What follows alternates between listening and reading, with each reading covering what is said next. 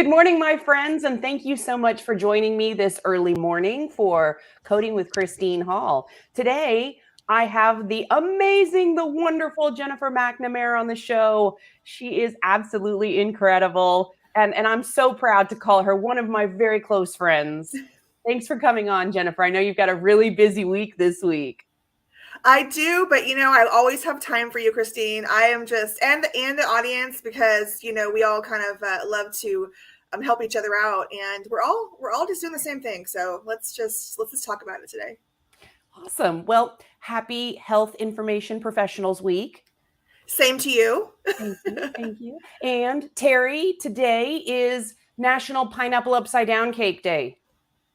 Just saying. Guess what's for dinner? Excellent. Right? I have to grab me Adulting. some. Guess what's for dinner?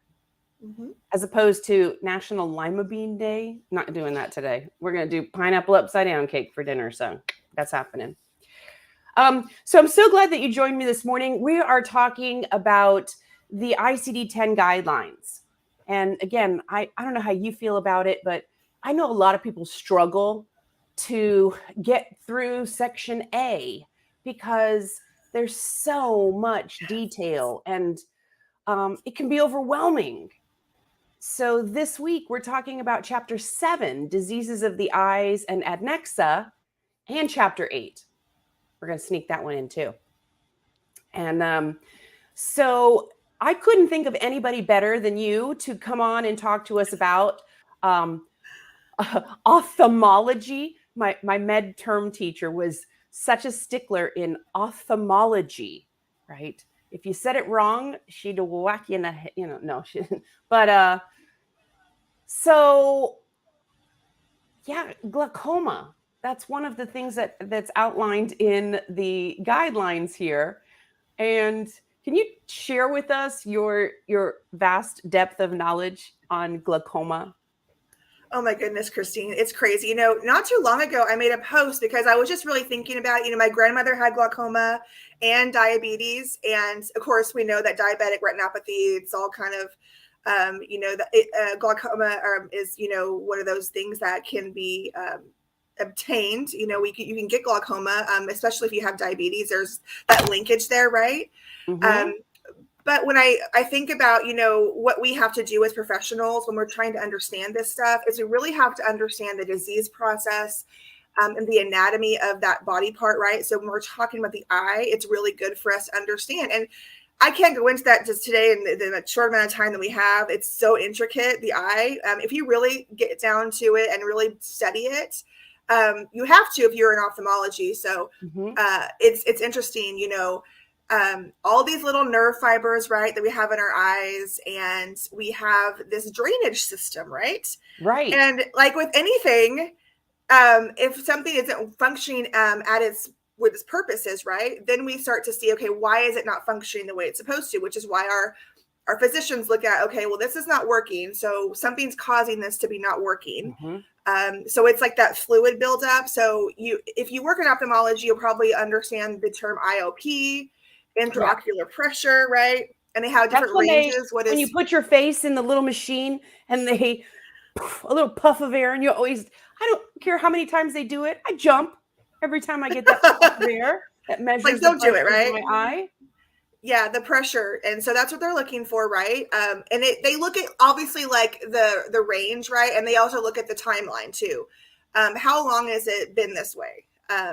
To see that progression. And there's different types of glaucoma, which we'll get into when we start talking about some of the guidelines, but it is a risk factor for glaucoma. So and of course, patients who are diabetic are at a higher risk for that. So if you are diabetic or someone's diabetic, you probably know that the doctor will tell you all of the different things you could be at risk for if you have diabetes, right?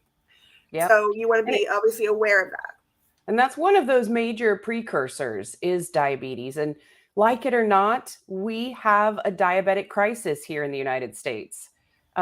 Just the fact that one medication and I'm going off topic for just a half a second, but one medication that was brought in to assist us, when that medication became short, Like that's all I saw on Facebook was I can't get my diabetic medication, and it became a real big crisis, right? Because we have so many diabetic patients out there. So that is definitely something that if you have that condition, you want to make sure that you're following through. I mean, it's been embedded in our minds as we were children. As we get older, we become women. Remember when you I saw Mhm. the Are You There, God? It's Me, Margaret. They made a movie out of the Judy Blume book. I don't know if you read that Yep. when you were a teenager, but Mhm. anyway, but when you become a woman, right? They say you have to go get your well woman exams every year, and that's part of being a woman, right? Check your part. Mhm. I think once you receive that diagnosis of diabetes, it's important that you follow up with the ophthalmologist every year because that's one of those organs that seems to be very greatly affected by diabetes, the eyes. And it's a very silent thing. So it just creeps up, right? And we have, and we'll talk about, we have a couple different types that we look at, mostly the types of Mhm. glaucoma, but there's so many codes, and so many variables. But even like what you're just saying about being a woman and just taking care of ourselves, it's funny. When I turned 40 this last year, You're 40? um, I know. You People tell me look I look. great. They tell me I don't look for. I've always looked young. I don't know why. And my mom and my grandma do too. It's so crazy. I guess we have those Good good genes. genes. That's right. I'm gonna hold on to it though. And I'll claim it. I'll That's own it. right. Well, But no, yeah. again, off topic, but years ago, I stopped celebrating like the year of my birth. And now we just celebrate the anniversary of my 21st birthday, right? I And that love makes it. things so much better. Oh, absolutely. Yeah, let's stay young. But no, Well, I had a lot of people tell me that's one of the first things they noticed when they turned 40 was the vision thing. And I'm going to tell you, it's 100% true. I don't know if it's just was the time for me, but it just started to like affect me when I was driving. I would start to feel like at night I couldn't see as well. And then just in you general, start of course, doing this with the menu.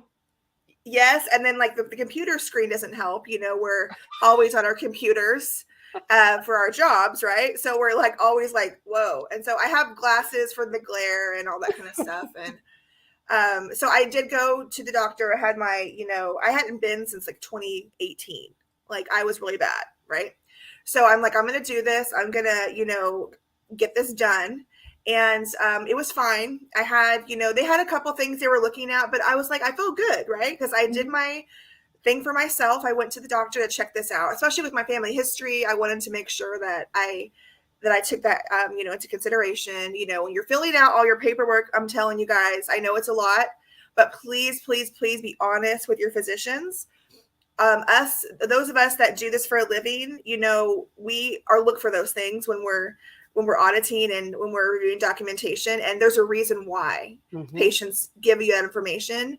Not only does it help you as a patient, but it also helps your other physicians you might see down the road give you proper care, so they can communicate together, collaborate on your care. So really be honest with your physician about what you have in your history. It's really important. Well, that's very important, and I'll share. Quite a few years ago, I don't even want to say how many years ago because again, we're only celebrating the anniversary of my birthdays. So quite a few years ago, I noticed that I was having these major floaters. I called them little boogies because that's what they looked like to me. Like I kept going in the mirror in the bathroom and like, oh my gosh, I have a little boogie in my eye or something, and it wasn't. Um, it was the vitreous detaching in the back of the eye, and they said that's just part of getting older. Hmm. Wow.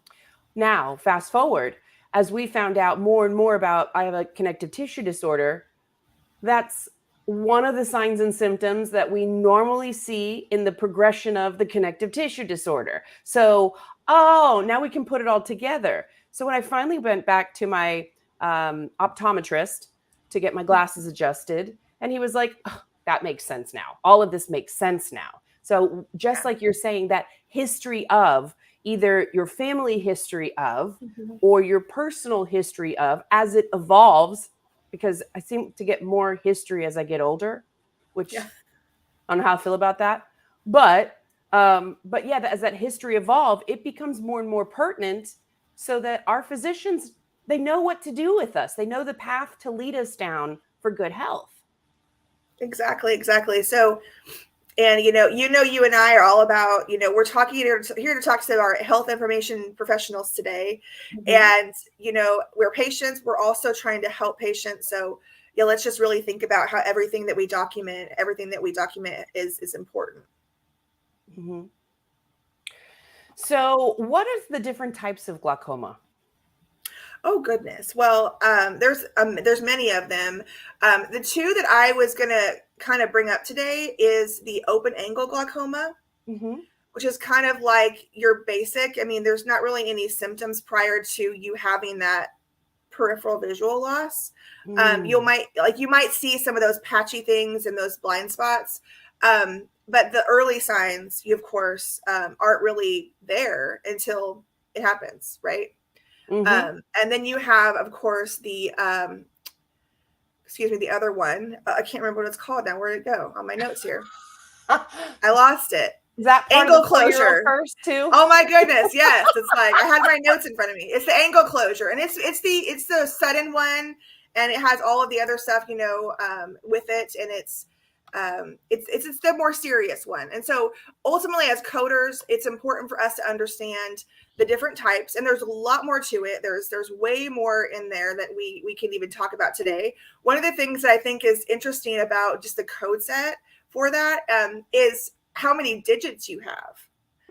Yes. And it's interesting how it's like one of the only sections where you have like you would think you'd have like this seventh character. It doesn't kind of follow that same A D C whatever. Right. It has its own numeric digits, and so you have to get a lot of information. Sometimes when you have even your diabetic retinopathy, you have all of those extra digits for is there macular edema, like is there all with or without, and you have right and left, obviously bilateral. That laterality always gives us, what is that, the fifth or the sixth? I think it's the sixth character that gives us that sixth character, gives us that laterality specificity. So I think with a lot of our eye diseases that we report, you will have that longer, that more pronounced ICD-10 code, because we can be so specific about it. Yes, absolutely. And so again, we're looking at the guidelines, right? So again, we need to know the type, right? So we need to know one other thing, which is the stage of their glaucoma. And we really need to have that documented. We don't get to make that decision, obviously, as coders. Right. That's not our decision to make. It's the physician's documentation that leads us there, right? So we have guidelines that are very specific to, what do you have documented, and then you plug it in. And I guess that sounds super simple when I say it that way. Just plug it in. You said it's simpler than the guidelines say it. Well, and to me, it makes sense because I've done this so long and I've spent a lot of time trying to simplify this process that I think sometimes gets complicated because there's just so many guidelines, right? So I just have to tell everyone, just keep it simple. Figure out where you are. What are you looking at right now? Right? Yeah. What do you know you have to do? Yes. Find that part of the guidelines and study it.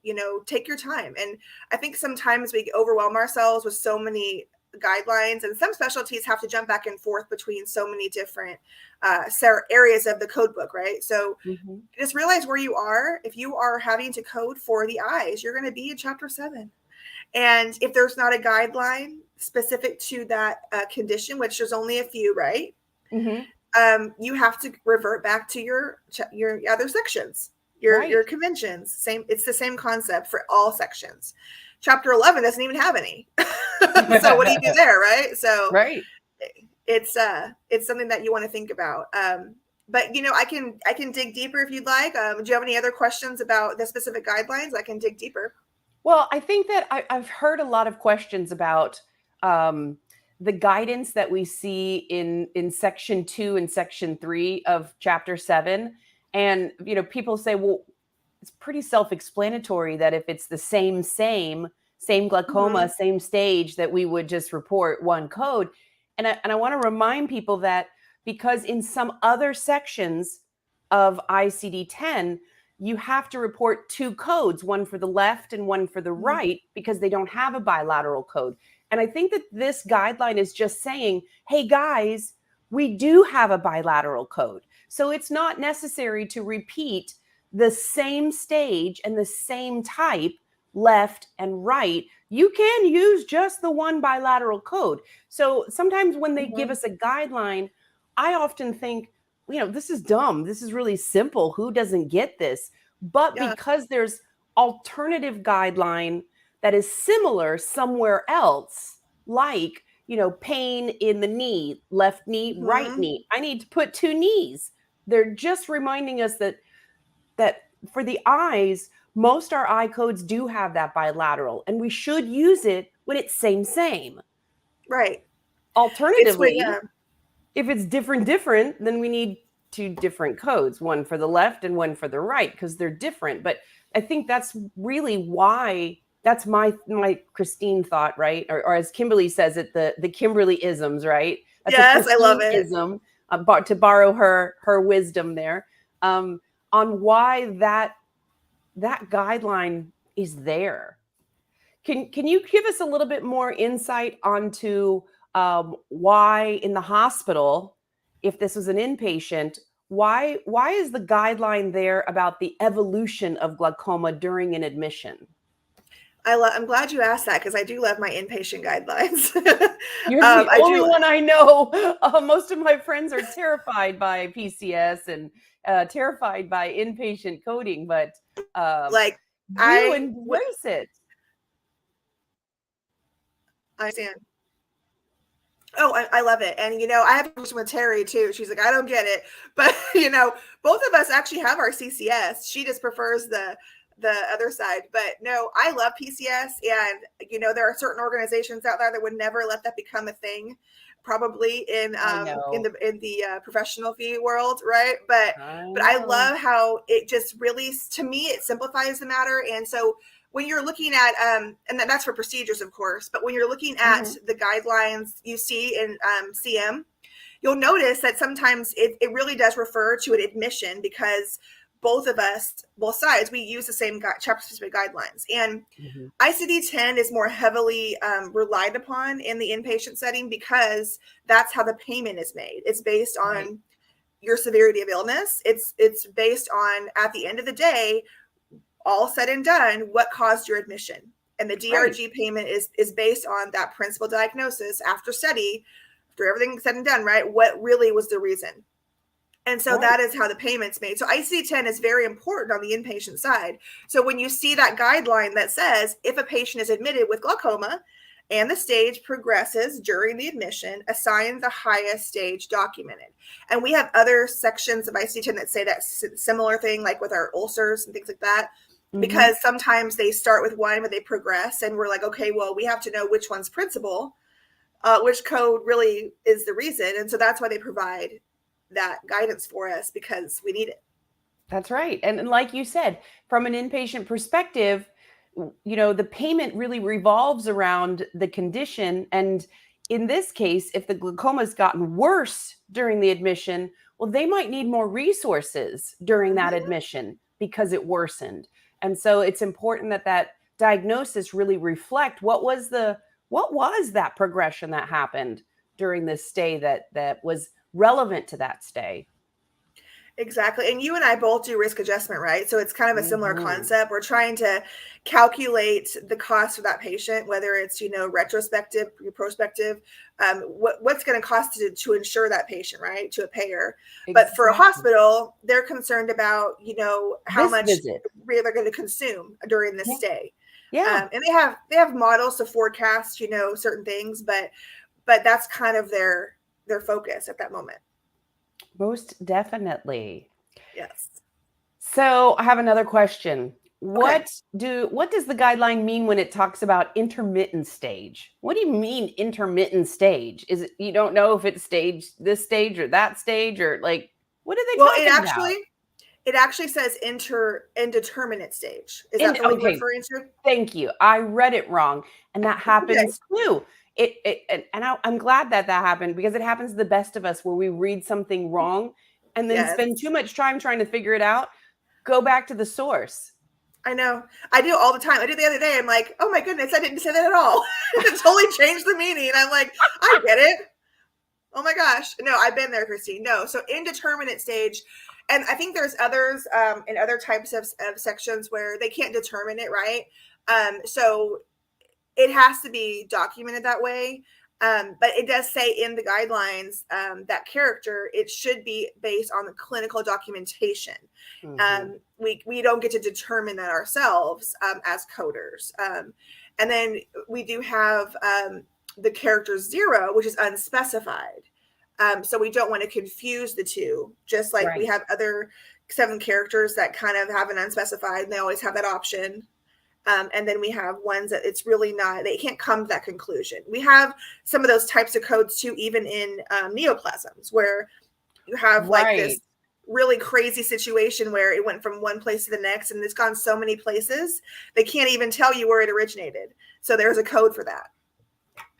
And you know, that I have to always go back to, and I know my friend Betty will understand, I go back to dermatology. Yeah. And a lot of times dermatologists really struggle with, is this an uncertain prognosis or is this an unspecified prognosis where we don't know what it is yet, and having to make that determination. And that's why I'm really happy that the guidelines help us understand those differences between, just like this, intermittent. Did I say it wrong again? It's okay. Indeterminate. Thank you. I got you. Or, okay, good. Or unspecified. You know, I was, for a long time, I couldn't say the word specificity. So when I would teach, I would designate one student in the room who could say it properly. And every time that a sentence would end with specificity, I would point at them and I would make them say it, because I just struggled getting that out. So I understand. I'm there with you. It's tough. I actually, one time I was doing a webinar on the skin, and I had someone on the webinar tell me I was saying decubitus wrong. And I have been saying it the same way for years. And so I learned, and I'm okay with that. Call me out. You know, tell me that I'm wrong. I want to do it right. And then I started listening to like other people say it. I even asked my physician how to say it, because I'm like, maybe I should ask you how to tell me how to say it. And yeah, so I corrected my way I spoke. But you know, it's nice when you can bring that up tactfully, of course, but definitely remind your friends, you know, what's accurate. We want to be accurate when we're teaching. Absolutely.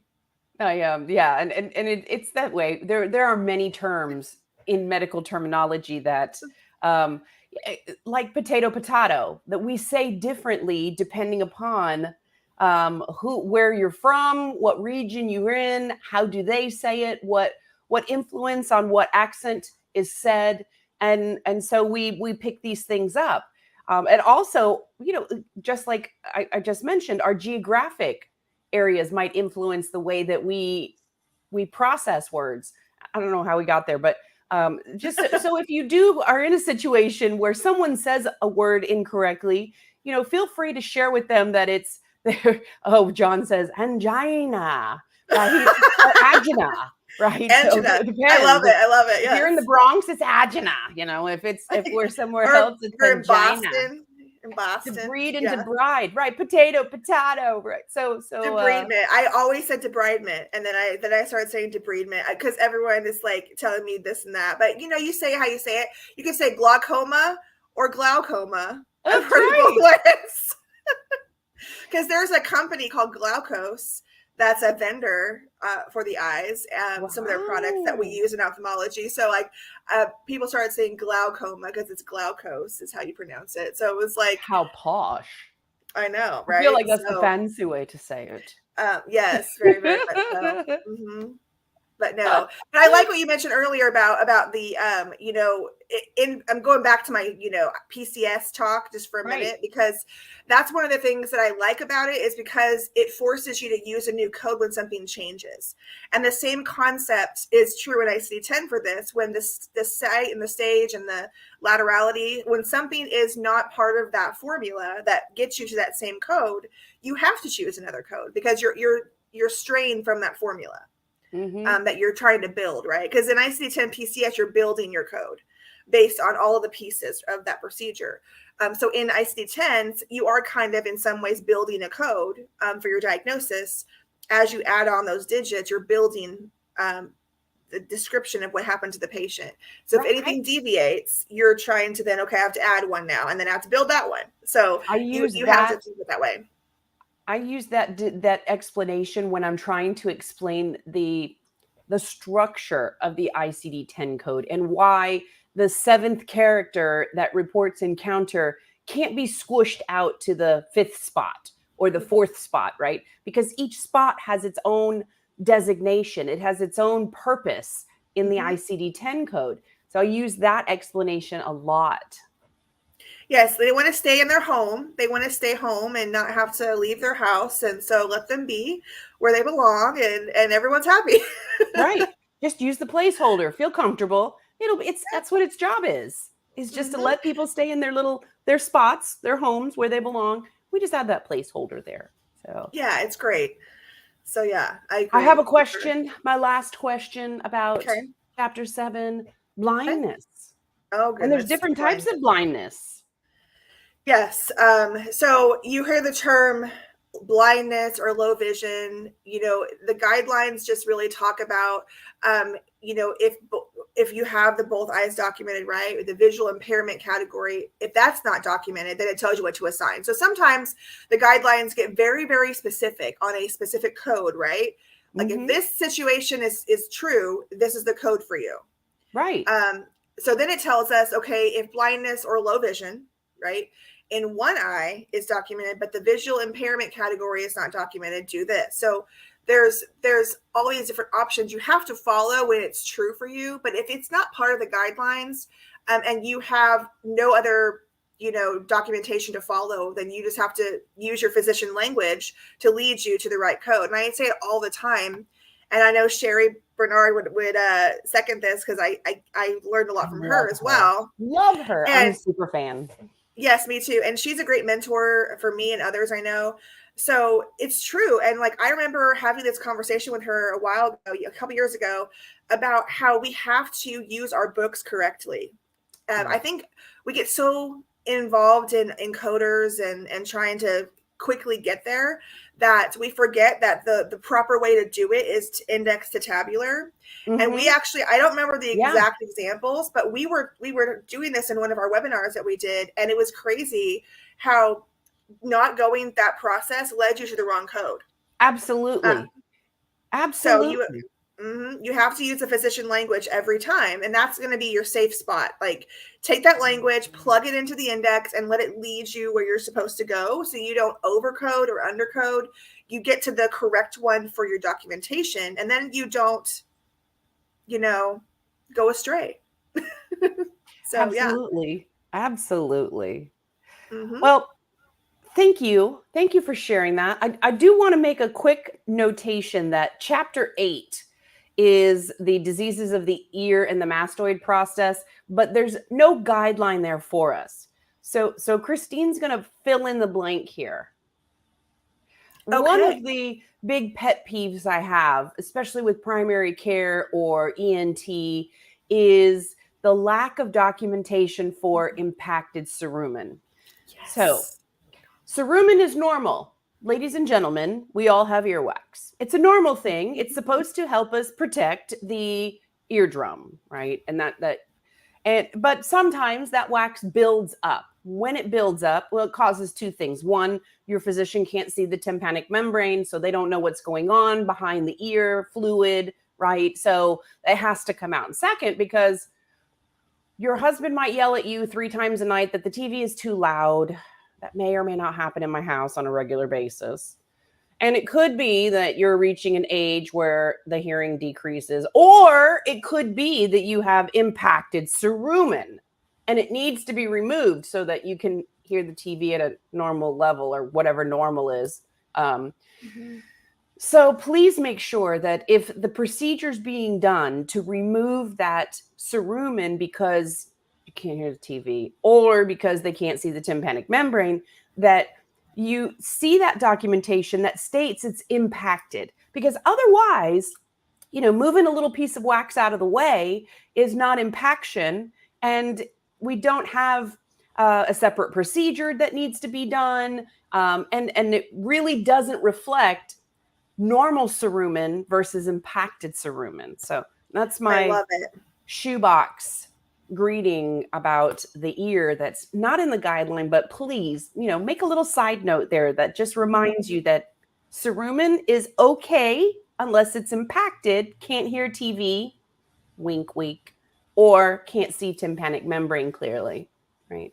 Understood. Yeah. I mean, oh gosh, how many times have I coded that in my career? It's like, I can't even count. It's crazy. Yeah. And I wanted to do one more thing. I forgot to say earlier that I think it's really important when it comes to not just with the eyes, but in any section. We have these procedures, these eye stents that they perform, and some of these other procedures where you have to have only a small amount of codes are applicable in your LCD. Right. And if you stray from that, you're in trouble. So I do encourage you, if you're in ophthalmology, to really check those, especially for those procedures where they have a very specific code set, only these specific codes. And that is where you say, okay, what language is in this code that needs to be in the documentation? How do I get it from the documentation into the correct code and making sure it's payable? And some of your reps for those products have some good tip sheets for that. Yes. But at the end of the day, just get the documentation accurate. What's the state? What's the laterality? A laterality should always be there, let me tell you. But we do have guidelines that tell us where else we can find that laterality. If it's not clear in the impression, right, we can get it there. Right. But we do want to make sure that it's there, clear. You should know if it's right or left, I hope. That really should be a thing. And just make sure that all that information is there, because we know it's important, and we know that it's important as a physician. We just want it in the documentation. That's what we need to see. Absolutely. So that's my spiel. That's a great spiel. I love it. I have a couple of announcements to make before we leave. So if you don't mind, Jennifer, I wanted to remind everybody there's quite a few wonderful things going on out there in the industry if you need CEUs. But we're doing so much more to get us all back together. I know that COVID kind of split us apart, and that's not a bad thing, because I've made some great friends remotely and had the pleasure of meeting up with them in person. By the way, are you going to New Orleans again this year? I just got notified that I am. Woohoo! We'll see each other there. I got mine yesterday too. I'm going to be speaking at Haas, so I'm excited. That's going to be great. But there's a couple of other opportunities. Advanced Coding Services has their retreats. I absolutely am in love with this concept. It is coders getting together casually, talking about the things that we love. Education in shorts and flip-flops, right? How incredible. Having dinner, sitting at the table with your subject matter experts and getting to know them in that really more intimate type of setting. So Beth has the first retreat this weekend in Georgia. We have another retreat coming up in June in San Diego. You don't want to miss it. Amazing. That's my speaker. Is that your place, San Diego? That's my home state, and I love San Diego. Yeah. Yay! I love it. So go to advancedcodingservices.com. Take a look at the retreats. There's another retreat in the fall. We're going to be in Arizona, right? Really getting in a nice, quiet environment where we can learn and we can network together. Last thing I want to tell you, space is limited for the cruise next year. So Cruising with the Coder, you guys heard me last week with Kim Huey. You want to make sure, Lexi, do we have that string to run across the bottom with the Cruising with the Coder? Make sure that you're reaching out to Dawn the Cruiser so that you can book your accommodations and join us next year on the Carnival Mardi Gras. Listen, I went this year, Jennifer, I got to tell you, how super cool to be on a cruise with your fellow coders. We had great conference. And then we could go and lounge by the pool. CEUs, pool, exotic destinations. Like, I am so in love with this. Absolutely. I love it, Christine. That's So, fabulous. Just want to remind everybody, join us. If you need to reach out to Jennifer, her contact information should be scrolling across the bottom. If you're not connected with Jennifer on LinkedIn, you are missing out on a wonderful resource. Jennifer has her finger on the pulse of just about everything that's going on these days, both inpatient and outpatient. So proud of you. And please make sure you reach out to her or you reach out to us here at Stirling Global Solutions, and we'll see you in 2 weeks. See you soon. Thanks, Jennifer. Bye. Thanks for watching.